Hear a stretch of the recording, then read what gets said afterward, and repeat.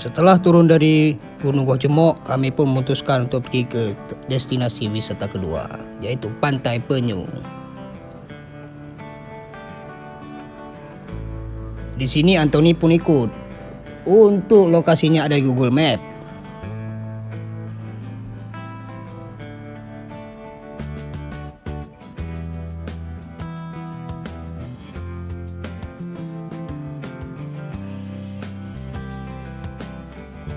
Setelah memarkirkan kendaraan, kami pun berjalan menyusuri tebing. Di sini pemandangannya pun cukup mantap. Untuk kawan-kawan, ikuti saja arahan dari video ini.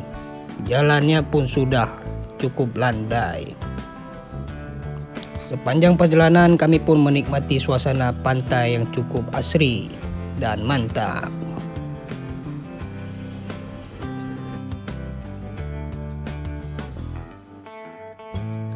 Berjalan selama 10 menit, akhirnya kami sampai di destinasi wisata kedua kami di Pulau Belu, yaitu Pantai Penyu. Oke, samsik.